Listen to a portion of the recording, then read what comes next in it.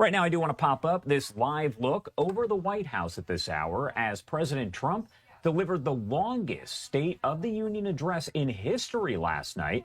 That speech lasting about an hour and 48 minutes. Trump warned it would be a lengthy one, as there was a lot to discuss in his first official State of the Union of his second term in office. Now, the focal point was the economy and affordability, but the topic of Iran and a nuclear deal also having comments as well. As president, I will make peace wherever I can, but I will never hesitate to confront threats to America wherever we must. That's why in a breakthrough operation last June, the United States military obliterated Iran's nuclear weapons program with an attack on Iranian soil known as Operation Midnight Hammer.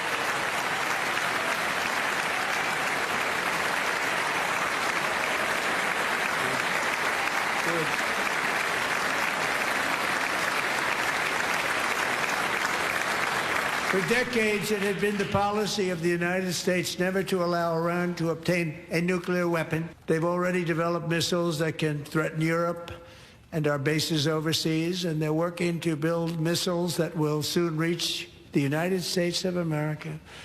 After Midnight Hammer, they were warned to make no future attempts to rebuild their weapons program, and in particular, nuclear weapons. Yet they continue starting it all over. We wiped it out, and they want to start all over again, and are at this moment again pursuing their sinister ambitions. We are in negotiations with them. They want to make a deal, but we haven't heard those secret words. We will never have a nuclear weapon.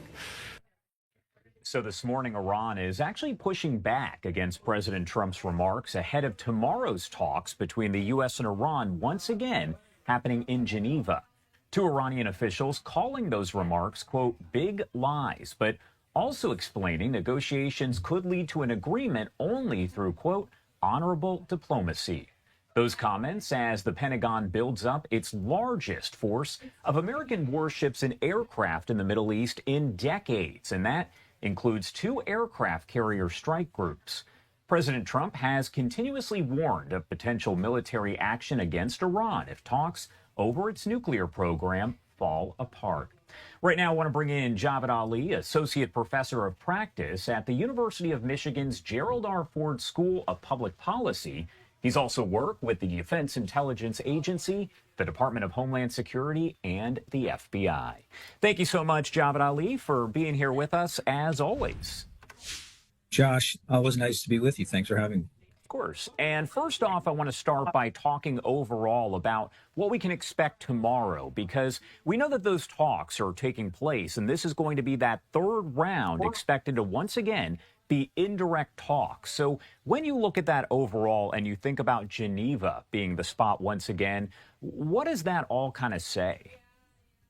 So, Josh, here we are now about roughly a month into this latest round of negotiations between the U.S. and Iran. As you mentioned, we've had 2 other meetings, the first one in Oman, and you and I talked about that. Then going back about a week, the second meeting in Geneva, we also talked about that then. And tomorrow we're going to have now the third round of meetings in Geneva. The mechanics of these discussions, as we've also talked about in the past, are a little unusual, where both sides aren't actually sitting at the table together. One side comes in, the Omani foreign minister sort of serves as the intermediary, and then the other side comes in, and that Omani foreign minister then passes the discussions from the side that was in the room before. So that's how it's going to play out, I think, tomorrow. But even from the clip that you showed from President Trump's remarks at the State of the Union last night, he's leaving open the possibility of diplomacy to get to a deal.